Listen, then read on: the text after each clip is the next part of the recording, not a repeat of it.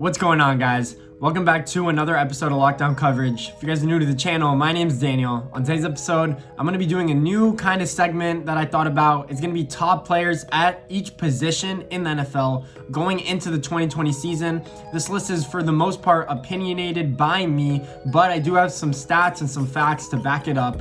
So without any further ado, let's start with quarterback, the almighty, all-important position. And at the quarterback position, I obviously have Patrick Mahomes, reigning Super Bowl MVP, former MVP already of the NFL, at just 24 years old, is already probably the best quarterback in the league, has the best arm talent I've ever seen out of any quarterback of all time. That's included with Aaron Rodgers and Brett Favre and Dan Marino and John Elway and all of these great gunslingers. I think Patrick Mahomes will finish his career off as one of the best quarterbacks ever, if not the best, probably behind Tom Brady just because of his rings. But I think Patrick Mahomes has solidified himself off that last Super Bowl ring that he is the best quarterback in his class in the NFL and for years to come. So that is who I have at quarterback. At running back, I do have Christian McCaffrey, and I have Christian McCaffrey just by a slight sliver over Saquon Barkley. And I have Christian McCaffrey because he put up the numbers in Carolina last year that he really shouldn't have done with a backup quarterback in Kyle Allen. Without Cam Newton, he produced game in and game out, had over 100 catches, had over 1,200 yards rushing. Christian McCaffrey is the best white running back I've ever seen, and that is no hate to any other white running backs, but I've never seen someone so athletic, so versatile in the passing game. He can perform inside the numbers and outside the numbers. I love Christian McCaffrey as a top player. Saquon Barkley, if he produces this year with Daniel Jones, I think he's the more athletic, probably the most athletic running back, I'd say. But Christian McCaffrey is number one on my list right now. At wide receiver, I have Julio Jones. Julio Jones has been by far the number one disputed wide receiver in my eyes for the past probably 4 years, maybe 5 years. He's been a monster. He's been consistent. He's had over 1,500 yards 3 years. 3 out of the past 5, I'm pretty sure, something like that. Julio Jones is a freak of nature and will continue to do so. I think he's still in the prime of his career. He has another 2 or 3 really good years still ahead of him. That's why I have Julio Jones at number 1.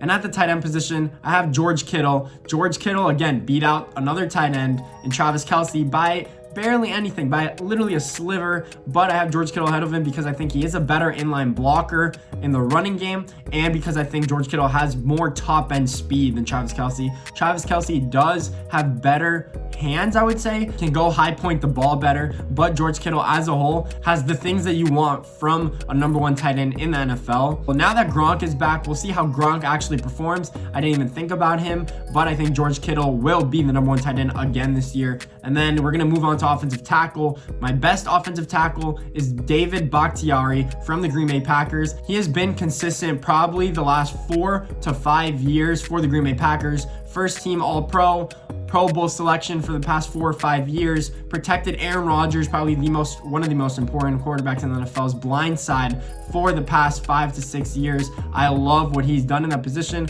Really good grading against the run and against the pass.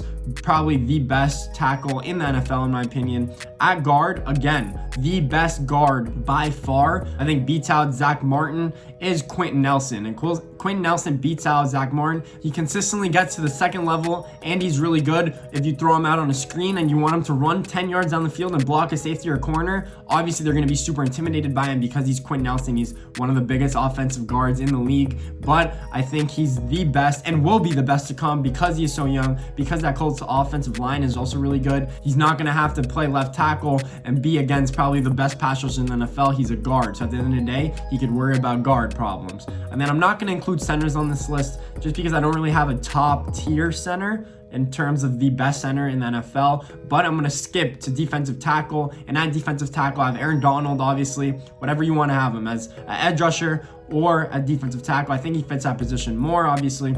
He does get double team all the time. His sack numbers hasn't been what they've been probably 2 or 3 years ago, but he is still the best, the strongest, gets the most pressures, gets the most double teams. Therefore, he creates and messes up teams' game plans the most on the defensive side of the ball. That's why I have Aaron Donald. I think he's only 28 or 29.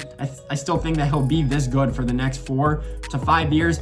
if he stays healthy. Obviously, that's the number one concern for every NFL player, but Aaron Donald is a beast. Just watch the way he trains. He trains with knives and stuff. It's literally ridiculous. And then at defensive end, some of you guys might not agree with me at this position, but going into the 2020 season, I think Myles Garrett could be the best defensive end at the end of the 2020 season. I know you guys are like, what, Myles Garrett? Hell no. He hits people over the head with helmets and stuff. But if he didn't get suspended last year, in just 8 games, he had 10 sacks, which is honestly unbelievable. That means he would have been on pace for 20 to finish the year if he did not get suspended. So realistically, let's say he had 17 or 18 sacks, he would have probably led the league or been second to Shaquem Barrett from the Bucks, but he is still really good against the run, and he has the perfect body build for being a defensive end. I think he is what Jadeveon Clowney should have been coming out of the draft, in my opinion. He is that freak of nature that the Browns needed at the defensive end position, and I think he's worthy of that number 1 pick. I don't know what kind of contract they're going to sign him to. If they sign him to over $20 million a year, I think that's a little ridiculous for a defensive end, just because there's only so much they could do.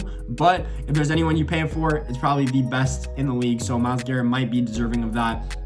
And then at linebacker, I have Bobby Wagner. Again, consistently the best linebacker in the league. Consistently in the top 3 tackles every year. Turnovers, fumbles, interceptions. He is that good. He's the leader of the Seahawks defense that ranks in the top 15 on the NFL every year since 2012, I'm pretty sure. Even though they had a lot of turnover, the Legion of Boom is not there anymore. Their elite pass rushers aren't there anymore, but Bobby Wagner is still there, still producing at a very high level. I love him as a player. I love him as a whole. He's a great team leader. That's why I have him as the top linebacker in the NFL. And then at cornerback, I know, again, some of you guys might not agree with me, but I don't have Stephon Gilmore going into the 2020 season. I actually have Jalen Ramsey, and I have Jalen Ramsey for the fact that he is super athletic, super lengthy, and he's perfect to guard your number 1 receiver that's 6'3 plus. I think Stephon Gilmore might struggle a little bit more. I think Stephon Gilmore also benefits from the Patriots scheme and Bill Belichick's scheme. I think that they run a perfect defense up there in New England, so that is why Stephon Gilmore played really good. Before he went to the Patriots, he was on Buffalo and he did not perform as well, but the Patriots saw what they could do in the scheme. That's why they paid him big money.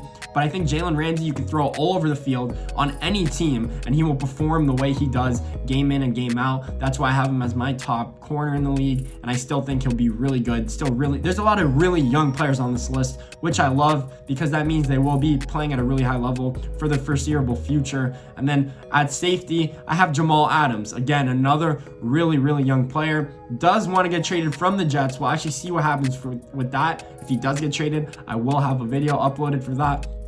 But Jamal Adams is my top safety because he could do it all. He could play free safety and get turnovers. He could play strong safety and hit people in the box. He could do whatever you need him to do. He could be a nickel linebacker. He could guard tight ends one-on-one. He could be a slot corner as well. Jamal Adams is probably one of the most versatile players in the NFL. He's quick. He's athletic. He has ball skills, which most strong safeties don't coming out of college, but he does. He was worthy of that number 4 pick. But if the Jets can't handle his contract situation and he does get traded, I think situations might get sour there because he doesn't like Adam Gase and because he's offering a contract really early, in my opinion. He still has another 2 years left on his deal, especially with that 5th-year option. So we'll actually see what happens with Jamal Adams. But I still think he's the best safety in the league. If he does get traded, a team will benefit from him greatly. So again, those are all of my top players at each position in the NFL. If you guys like this video, please make sure to leave a thumbs up and subscribe. I'd really appreciate it, guys. Thanks for watching. More videos like this to come.